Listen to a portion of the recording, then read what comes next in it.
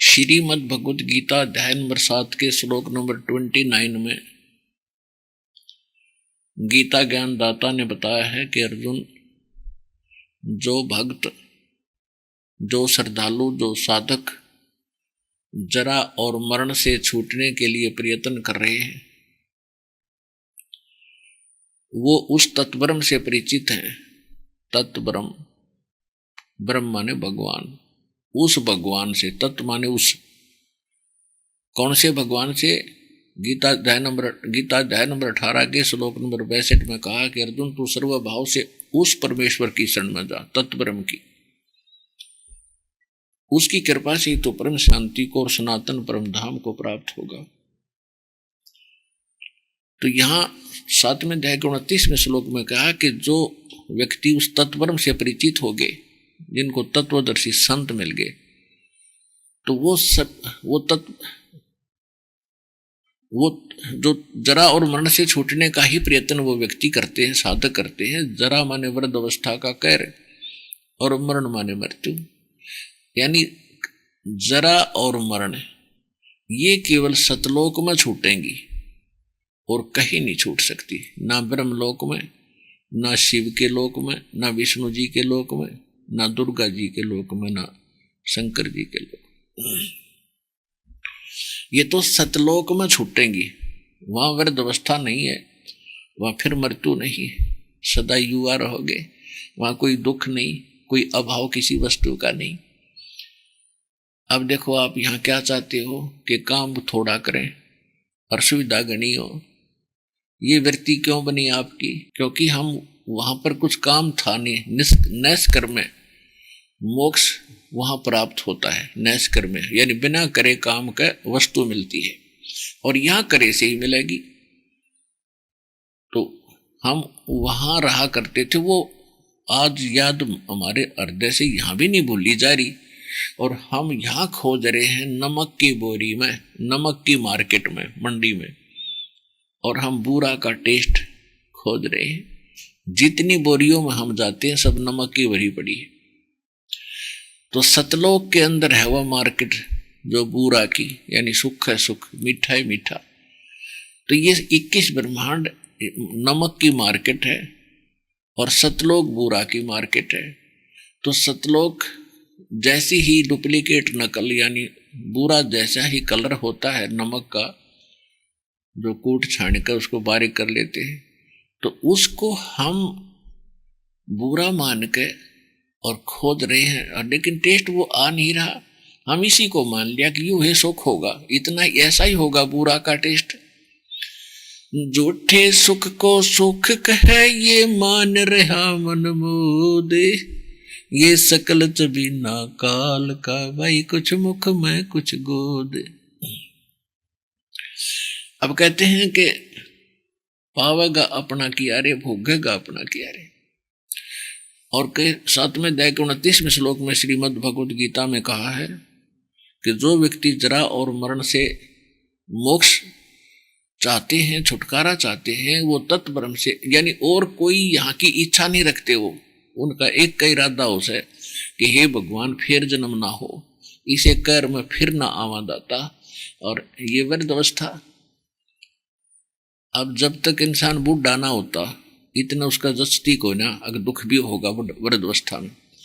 अब बूढ़ा चल रहा लाठी का धीरे धीरे से, धीरे धीरे, और वो जवानदार है, नोख है देश उसके पास से चल, तो उसको अब आभास नहीं है। और जब वो उसके साथ बीतेगी फिर बहुत दूर जा चुकी होगी वो बात। तो कहने का भाव ये है कि यहाँ तो ये दोनों चीज कंपलसरी है। एक आधा दूसरी बात है वक्त से मर जा, ना तो वृद्ध अवस्था और मौत दोनों सब में आवेंगी। तो इसका विकल्प एक है कि सत साधना हो, किसी की आत्मा दुखावे नहीं, तो वृद्ध अवस्था में भी कष्ट नहीं होगा इस भगवान की भक्ति से, और बहुत हल्का आपका जीवन ठीक बीतेगा। तो जो व्यक्ति यहाँ की किसी वस्तु की डिमांड नहीं करते, केवल इस दुख से छुटकारे के लिए अपना प्रयत्नशील हैं, तो वो तत्ब्रह्म से परिचित हो चुके हैं और अध्यात्म, पूरे अध्यात्म कर्म से भी वो परिचित हैं, अध्यात्म मार्ग से। और सभी कर्मों से वो लोग पूर्ण परिचित हो चुके। कर्म कैसे? जैसे आपने सुना था महावीर जैन जी जब राजा थे तो उसके पास वो समर्थ थे और कितना दुख किससे न दे लो, लेकिन वो विधान भूल गए भगवान का कि तुमने उस दरगाह का मैल नहीं देखा, धर्मराज के तिल तिल का लेखा। तो जब हम इस ज्ञान से परिचित होंगे, चाहे हम राजा हों और चाहे हम रंक गरीब हों, हम भगवान से डरने वाले बन जाएंगे। और भगवान से डरने वाले बनेंगे तो सेवादार जो होते हैं वो भी तो भगवान के बच्चे हैं, और उनको दुखी करना, ना जाए छोटी सी बात पर सजा घनी दे देना, तो उनका भी उसको भोग भोगना पड़ता है। जब हमें ये कन्फर्म हो जाएगा कि ये तो होगा, और ये कन्फर्म होगा ज्ञान से, और ज्ञान होगा सत्संग से, और सत्संग करते हैं सतगुरु, नकली संतों से भी ये ज्ञान नहीं हो सकता। कहते सतगुरु मिला तो इच्छा मिट पद मिल पदे समाना, और चल हंसा उस लोक बैठाऊं जो आज अमर स्थाना। तो सतगुरु मिलेंगे तो ये इच्छाएं खत्म करेंगे। अब जहां जाते हो और वो संत क्या बताते हैं, ले ये मंत्र दे दिया धनी बन जाएगा, एक मंत्र दूसरा दे दिया इससे करोड़पति बन जाएगा। ये तो नहीं हो आग में डालना चाहते हैं जनता को, और बनना बनाना खाक है। अगर वो करोड़पति बनता हो, एक उस मंत्र बताते तो पहले अपन बन दे, लोग फीस लेने लग रहा 5-5 हजार 11-11 हजार, उस मंत्र ने तो हिसाब कर ले, बन ले करोड़पति। तो पुण्यात्मा वो तो आग में झोंक रहे हैं आपको। एक केवल ये स्थान है जो आग से बचाने का आपको। उसके लिए सबसे पहले आपकी इच्छाएं खत्म हो। ये इच्छा जीव की दुश्मन है। इच्छाएं हमारी क्यों बनी? क्योंकि हमने परंपरा घनी फैला दी, और इससे जोड़ तोड़ जुगाड़ में हम मर जाते हैं। ये पूरी नहीं होती है। कौन कौन सी परंपराएं हमने बढ़ा ली? एक तो कार कोठी बनाने की घना शौक बन गया, और हम भूल जाते हैं कि 1 मिनट में मृत्यु हो जाएगी। ये कहां फिर क्या लेके जाएगा यहां से? और पुण्यात्माओं गलत साधना भी करते हैं, उनसे भी ये बचाव नहीं होगा। आपके कर्म संस्कार जो पूर्व जन्म के हैं वो आपको भोगने ही पड़ेंगे, चाहे भक्ति की कर भी रहे हो। और नकली संतों से की जाने वाली साधना पहले ही शास्त्र विरुद्ध होने से हानिकारक होती है, उसका कोई यूज नहीं होता। श्रीमद् भगवद गीता अध्याय नंबर 16 के श्लोक नंबर 23 में कहा है कि शास्त्र विधि को त्याग कर जो मनमाना आचरण मनमानी पूजाएं करते हैं, उनको न तो सुख होता है, न कोई उनकी सिद्धि प्राप्त होती है, और न ही उनकी परम गति होती। और 3 वस्तु प्राप्ति के लिए ही हम परमात्मा को याद करते हैं, भक्ति करते हैं। घर में सुख हो, हमारे कार्य सिद्ध हो, और मोक्ष हो। तो ये तीनों काम ही भगवान करता है। कब करता है? जब वो समर्थ की भक्ति हम करते हैं और परम संत से प्राप्त होकर विधिवत ये नियम है मालिक का, तभी होती है। और उससे अतिरिक्त हम जो साधना कर भी रहे होते हैं, और भक्ति के बिना तो ये आत्मा रह ही नहीं सकती। भक्ति तो किए बिना ये रह ही नहीं सकती। चाहे कसाई हो, वो भी थोड़ी बहुत धूप दीप सुबेरे सुबेरे को मंत्र जंत्र करके जब लग गए गर्दन काटने, तो कहने का भाव ये कि भगवान की सच्चा यथार्थ ज्ञान के बिना हम भक्ति भी करते हैं, उसका लाभ नहीं होता। और इन नकली गुरुओं के पास भी साधनाएं कराते हैं, या इनसे अनुष्ठान करवाते हैं, या इनसे मंत्र प्राप्त करके हम साधना करते हैं, वो भी व्यर्थ है, वो लाभ नहीं होता। अब जैसे कई भक्त हैं, नकली गुरुओं के पास वो सारी मंत्र प्राप्त है, उनके शिष्य बने हैं, और उनके सभी सुख होता जा रहा है। तो वो ये मान बैठे हैं गलती से कि ये जो सुख हमें प्राप्त हो रहा है ये इस गुरुजी की रजा से हो रहा है। अब गुरुजी नकली, उसका नाम नकली, उसका ज्ञान डुप्लीकेट, तो सुख कैसे हो सकता है? और वो हो रहा था उसके पूर्व जन्म के संस्कारों से। जैसे ये दास हनुमान जी का पुजारी था, रामपाल दास, और श्री कृष्ण श्री राम यानी विष्णु जी का कट्टर पुजारी था, डिवोटेड था उन पे, एक विशेष हृदय से प्रेम था इनके ज्ञान को सुनकर, इनकी महिमा को सुनकर। फिर भगवान शंकर का भी साथ साथ सत्कार हम करते थे, जैसा परंपरागत हिंदू समाज में या भक्ति फैली है। तो बचपन से ही क्लासेज में पास होया करते, तो हनुमान जी और एक घर का देवता बाबा श्याम जी, श्री कृष्ण जी, श्री विष्णु जी, श्री राम जी, शंकर भगवान जी, जौन सा याद आ जाता उससे को बधाई दिया करते, भगवान बड़ी दया करी आपने। फिर नौकरी लगी, ओहो भगवान भगवान हनुमान जी ने बड़ी दया करी, विष्णु जी याद आ गए थे, विष्णु जी आपने बड़ी दया करी। फिर बच्चे संतान हुई, 2 पुत्र 2 पुत्री हुई, तो बड़ी खुशी बनाई, भगवान ने मौज कर दी। अब पता चला कि ये भगवान तो मौज करने के है ही नहीं, ये तो केवल वर्क डन देते हैं, जैसा कर्म आपने किया वैसा ही प्राप्त होगा, ये परिवर्तन कर ही नहीं सकते। ये हम सोच रहे थे इनसे हो रहा, ये हो रहा था, हमारे पूर्व जन्म के संस्कार जो मस्तिष्क में लिखे थे वही फल रहे थे, और हमारे ही उन्हीं पूजाओं को करने वालों का ऐसा कहर टूट गया, उनके एकलौता पुत्र वो मर गया, तो उनसे उस समय यह बुद्धि काम नहीं करे थी कि ये भी वही पूजा कर रहा है, हम भी उसी देवता को पूज रहे हैं, इसकी ये दुर्गति हो रही है और हमारे को सारे सुख मिल रहे। तो अब परमात्मा के द्वारा दिए गए तत्व ज्ञान रूपी दूरबीन से दूर का दिखाई देने लग गया हमने। तो ऐसे ही इसी सिलसिले में एक कथा सुनाता है दास कि रोहतक के अंदर एक फाइनेंसर था जो लोगों को ब्याज पर पैसे देता था। तो हमारे भक्तों ने भी एक जीप खरीदी थी उसे फाइनेंस करा के, तो उससे उनके घर पे उसके ऑफिस में आना जाना बना हुआ था। एक दिन उसके पिताजी बैठे थे, वो था कौन है, उसके इंतजार में बैठना पड़ गया। तो उसके पिताजी से कहने लगा हमारे भक्त कि आप भक्ति कराया करो, वृद्ध हो गए हो। तो कहता भक्ति करता हूँ भाई, मैं बहुत भक्ति करते हैं हम, श्री राम की, श्री शंकर भगवान की, दुर्गा माता की। फिर हमारे भक्त बताने लगे कि ऐसे ऐसे, वो तो अपना ज्ञान बताने लगे, लेकिन उस बुजुर्ग ने कतई नहीं मानी। कहने लगे आप मुझे क्या शिक्षा देते हो,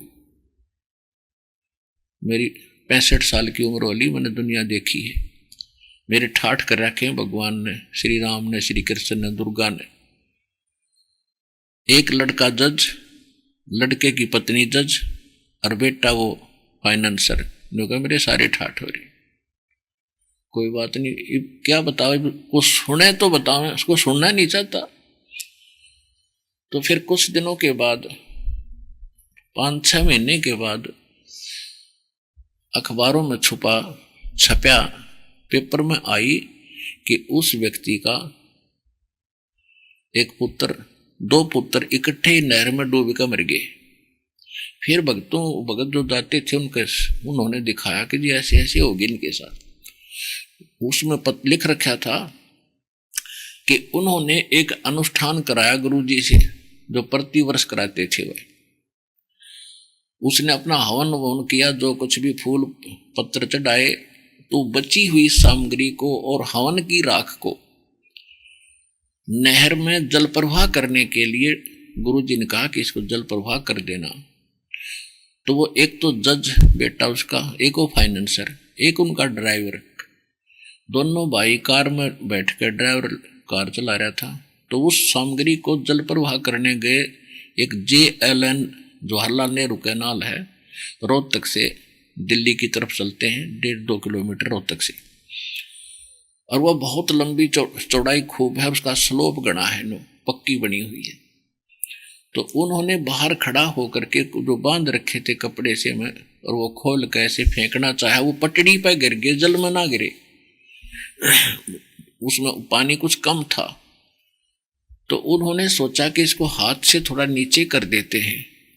एक भाई ऊपर खड़ा था और उसको हाथ पकड़वा के नीचे को सरका के मैं हाथ से इसको नीचे कर देता हूं पानी में, और वो पानी उसका पैर स्लिप गया, ऊपर वाला भाई भी साथ है, और दोनों उस दरिया में गिर गए।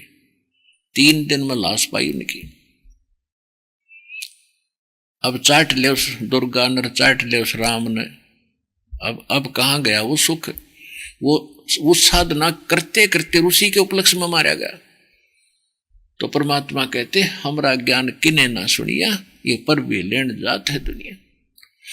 अब जो बुजुर्ग उस दिन ये कह रहा था कि मेरे जैसा सुखी नहीं, उस दिन वो ये कह रहा था मेरे जितना जैसा दुखी संसार में नहीं। तो जब तक हम सत भक्ति नहीं करेंगे तो हम ऐसे काल के जाल में फंस कर अपना जीवन नाश कर जाएंगे, क्योंकि ज्ञान के बिना भक्ति ना बदल सकती ना बन सकती।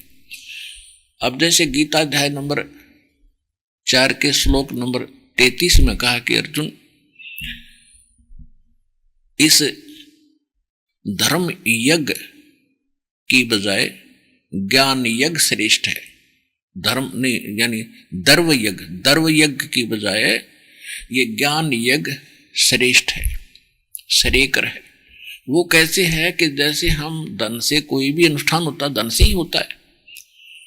कहीं पर भंडारा कर दिया या कोई कंबल बांट दिए, कि तो पशुओं का चारा डलवा दिया, पक्षियों को दाने डाल दिए और कोई धर्मशाला प्याऊ बनवा दी। कहते हैं पहले तू ज्ञान सुने और ज्ञान सुन के फिर धार्मिक अनुष्ठान कर। गुरु बिन माला फेरते, गुरु बिन देते दान, गुरु बिन दोनों निष्फल हैं, चाहे पूछो वेद पुराण। और फिर झूठे गुरु के आश्रय कदे न उदरे जीव, सच्चा पुरुष कबीर है आद परम गुरु पीव।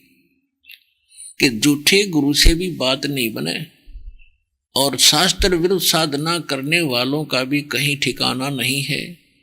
तो पूरा सतगुरु हो, शास्त्र अनुकूल साधना हो, परमेश्वर कबीर जी की आपको शरण प्राप्त हो, फिर मोक्ष में डाउट नहीं, कोई शंका नहीं। और यहाँ सुख होंगे, आपकी रक्षा होगी।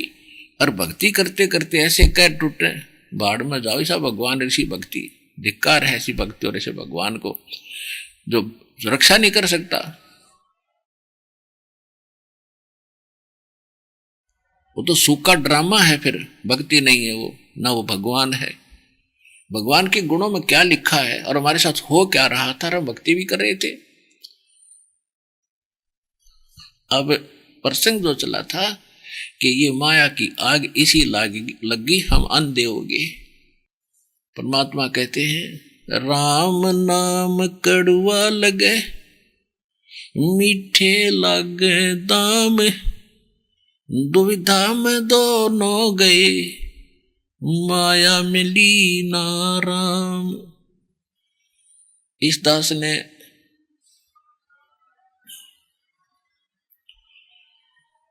इस दास को ये दीक्षा प्राप्त हुई थी, ये ज्ञान सुना ही था, ये दीक्षा प्राप्त हुई थी और नाम यानी जो ज्ञान सुन रहा था और कुछ प्रभावित था।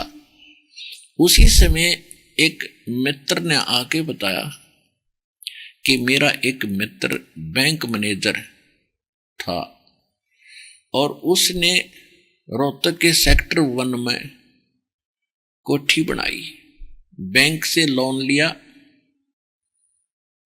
और 3.5 लाख रुपए की कोठी पर लगाए। सन 1989 की बात है। आज तो मेरे ख्याल में 3.5 करोड़ में ना बना जब 3.5 लाख में कोठी बनती थी। और सारे वो धार्मिक अनुष्ठान कराने वाले भी गुरुजी बुला रखे।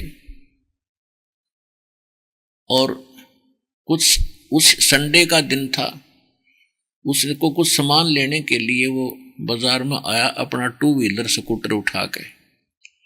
और वहाँ मेडिकल मोड़ है, मेडिकल मोड़ के ऊपर एक मोटरसाइकिल यानी स्कूटर से स्कूटर टकरा गया आपस में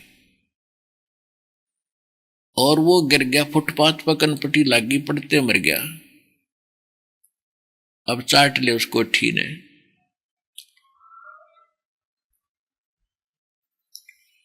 तो यहां परमात्मा कहते हैं आप भूल गए यहाँ की व्यवस्था को। मर गया वो मर गया, हम बच गए, हम ठीक है। बस हमने यहां मान रहा कि हम इस बार नहीं मरेंगे। साथी हमारे चले गए, हम भी चालन हारे, कोई कागज में बाकी रह रही भाई, तात लगी है वारे। यहाँ तो आपका कोई संस्कार, कोई सांस शेष रह रही, इसने बैठे हो ना, तड़ सेकंड भी का भरोसा नहीं है। आप बहुत बार दास ने आपको बताया है, और बार बार ये ज्ञान सुनने से अंतःकरण में जगह बनती है, भगवान की तड़फ उठती है, ये प्रेरणा दी जाती है।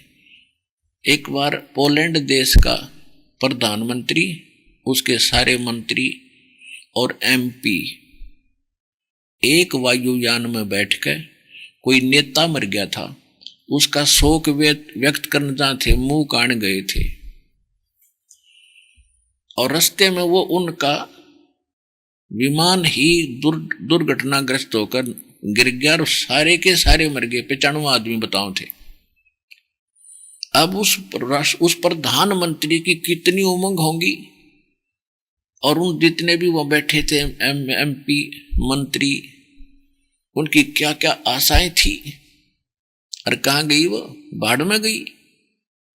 परमात्मा कहते तुम रह कहां रहे हो, कुछ आंखें खोलो, ये नशा उतारो यहाँ का, पी कर बैठ के काल की भांग।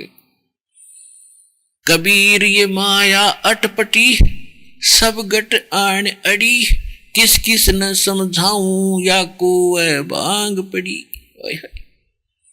सबका नशा कर रखा कि वो मर गया, हम ना मरे। अरे कमाल की बात है, प्रधानमंत्री मरने के लिए गया था उस जहाज में, वो भी न सोच रहा था तो ये करूंगा और वो करूंगा, फलान करूंगा। अब गधा बनकर कितना कुमार का फंस रहा होगा। तो ये बातें पुण्यात्मा याद रखो, और जब तक ये बात आपके हृदय में ना समाओगे ना, तो आप भक्ति कर सकते। क्यों? भय नहीं बने, डर बिन भक्ति हो नहीं सकती, भय बिन भक्ति ना हो। बकवाद तो हम जब करते हैं जब हमें मौत ना दिखती हो।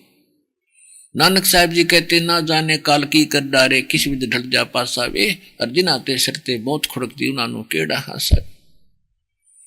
एक समय नानक साहब जी के पास जो अन्न उपदेशी भी जाते थे संतों के पास, तो उसने जाकर पूछा कि महाराज आप तो सदा मायूस से रहते हैं, आप कभी खुश नजर नहीं आते। अब जैसे हम क्या करते हैं, लड़के का विवाह होता है, ओहो छाती फूल जाए पिता की, अब पता नहीं क्यों करूंगा और ये करूंगा और डीजे बजाऊंगा। अपन आत्मा एक अखबार में चित्र देखा, पहले दिन वो डीजे बजा रहे थे, नाच रहे थे, लड़के का ब्याह था।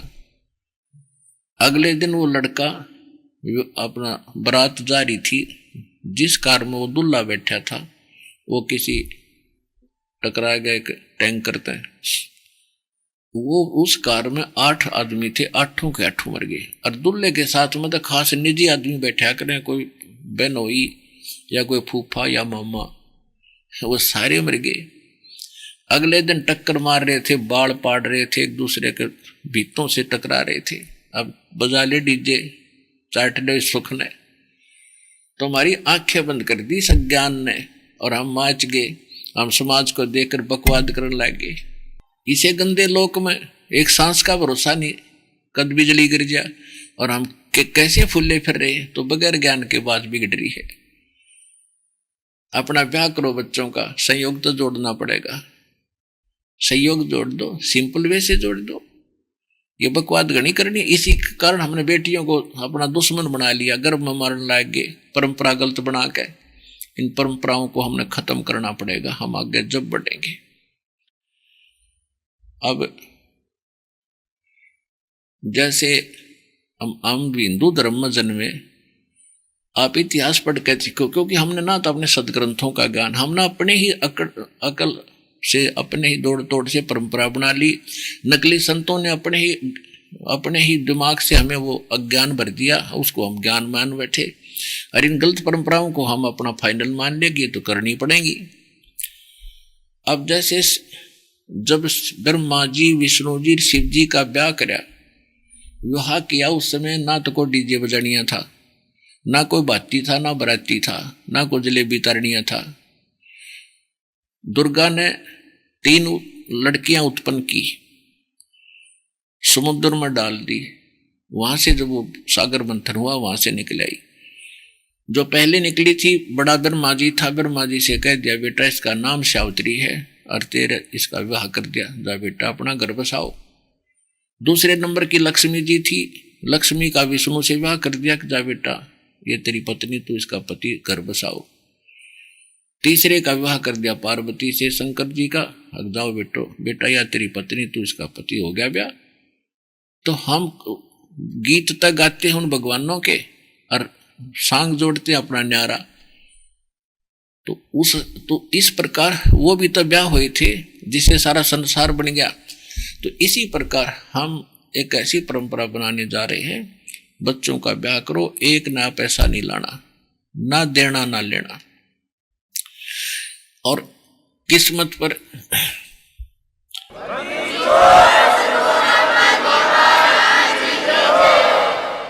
पहला फार्मूला तो ये देखो कि जो भाग्य में लिखा है बेटी और बेटे को वही मिलेगा, इससे कम बत्ती नहीं हो सकता, चाहे सिर पटक लेना। हाँ, और फिर हमें मिल गए ऐसे भगवान अब कि जो ना हमारे भाग्य में होगा, जो हमें आवश्यक होगी चीज वो जरूर देगा यू, और जो हमारे भाग्य में बुरा होगा कर्म उसने काटेगा। तो भगवान को इसलिए खोजा करते कि हमारे 2-3 ताप भी कटें, प्रारब्ध में लिखे हुए दुख भी मिटे, तभी हम भक्ति करें।